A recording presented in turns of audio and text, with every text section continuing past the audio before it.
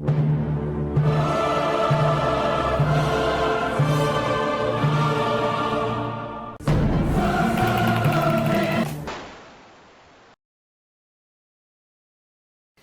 back, I'm Captain Xavier, and today I'm going to be doing something to a Roughcut. I'm not entirely sure what yet, but I have an idea that I got from the comments section of my videos. Somebody asked a question about upgrading the Roughcut, and somebody else answered, and the first person got annoyed at them for answering, and then the person who did the answering rudely responded, and finally I stepped in and said, now hang on a second, this is unnecessary, you're both being rude, knock it off. And they both apologized, and that was great, and in the process, I came up with an idea for upgrading a Roughcut that I hadn't seen anybody else do. Somebody probably has, but I hadn't seen it. So I'm going to give it a try, and I may also then do the combat shotgun mod where you put on a straight handle and a stock mount, though that might actually interfere with the other mod that I'm thinking about, so I might not be able to do that. But we will start with the first part of the mod, which is in order to be able to get more power. The problem that I've heard about trying to mod Roughcuts is that the gears that they have in here to allow you to be able to prime two plungers at once aren't strong enough to take much more of a spring load than they currently have. And I've actually known people to break Roughcuts. I had one of my Roughcuts get broken because somebody tried to prime it when it was already primed. And there's enough leverage in there that someone was able to crack the internals just by trying to pump it.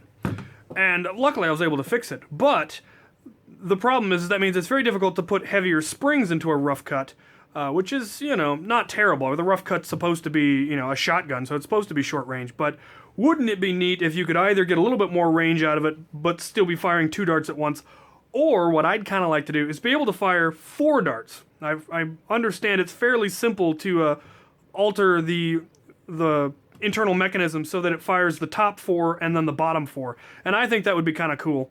I've always kind of wanted to try that, but we'll leave that to see if my other plan works. My plan is to try to be able to put a heavier spring into it by, instead of having it be pump primed, have it be primed like the X-Shot Eliminator is primed, having it have a ring or something that you pull back directly. So I'm going to see if I can't figure that out.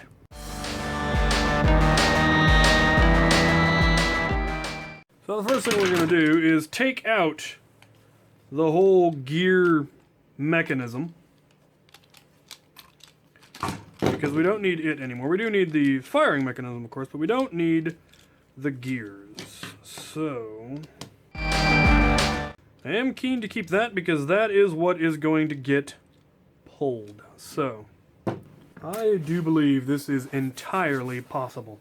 I just need something to serve as the priming handle. This is going to have to go because it's going to be coming out right there. But we want it to be as high up as we can so that it's not getting in the way of your hand, but it needs to be as straight back as possible. So it's basically going to be coming out between this peg and this peg right there. And it's not going to be very big because I'm actually planning to use metal. I plan to use this priming handle, or this priming bar, from... wow, that's perfect. That's really perfect. Yeah. I'm going to hook that right there, drill a small hole for it, and then I just need to figure out something back here to create a priming loop. I might just... I don't think I could bend it into a ring. I am going to need to straighten this out, of course, and then put probably another metal ring here so that I have something to hook on. But I think it's not only going to work, I think it's going to work very well, and I think it's going to work very easily.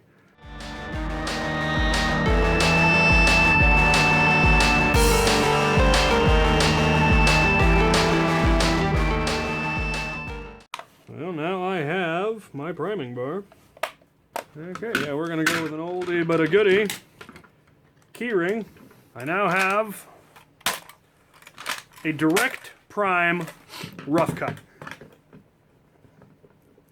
Now the question is, how much spring can I put in it? Could it take a K26? that would be a mean prime, and the problem really is that I don't have any. I have run out of K26. So we're going to have to see what my spring bin holds. I don't have any full lengths of K26, but I do have some short lengths. Oh my giddy aunt. It looks like one side could. I don't know what this little... Oh, that's the... That's what releases this.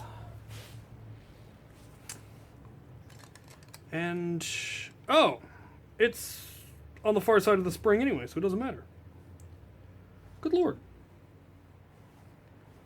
These have really short springs. Well, we will have to try it with K26 when I get more K26. In the meantime... What do I have that I have two of? Okay, I don't know what these are out of, but they will fit inside. Can I get them over? Okay, so that's probably a double spring load, give or take. The question will be compression, as always. The question will also be, can I figure out how this thing goes back together? Not getting enough compression, but I was kind of expecting that. And I'm pretty sure I can fix it easily. One thing that will probably need to get done, this is going to need to get modified a little bit because with that much draw weight, it's kind of hard on the finger. I could probably just pat it with some rubber or something. So I'm not at all surprised that we're not getting enough compression because the second spring is too small to slide down over this wide section. So we're just gonna have our wicked way with it. There we go. Now we're getting the same compression on both springs.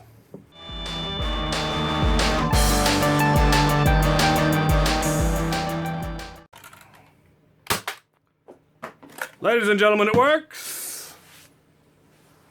That makes me happy. That makes me ridiculously happy. I cannot wait to test this thing's range compared to a stock one now.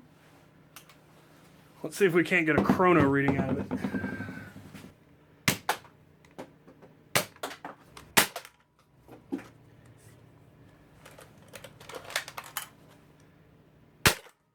Ladies and gentlemen, 100 FPS out of a Roughcut. Up from 50 stock. That pleases me. Alright, let's do a test for range from my rear prime Roughcut.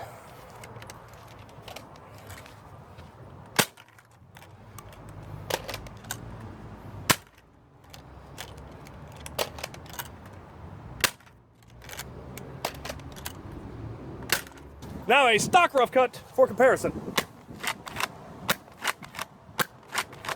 Let's go take a look.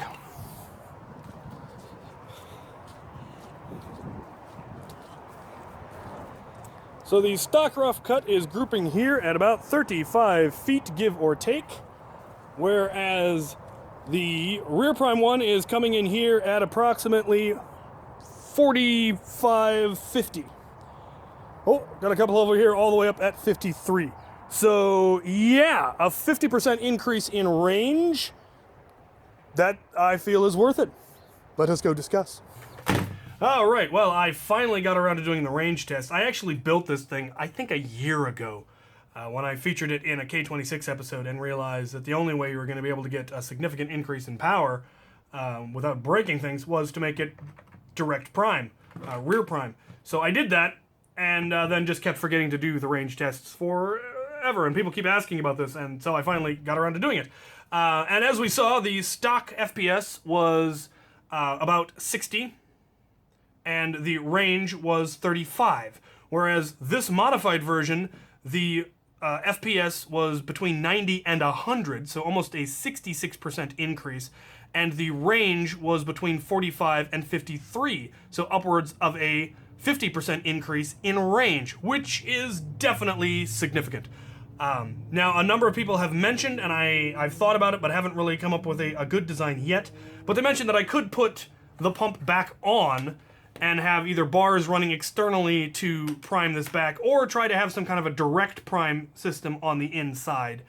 And that is obviously possible, because anything's possible. But this thing does have double the draw weight originally, and that's significant. They had the gears in there before because the prime of 2 cylinders at once on a pump action was significant. Now you've got double that, which is 4 times the prime of your average stock Nerf blaster. So it is a significant draw on this thing.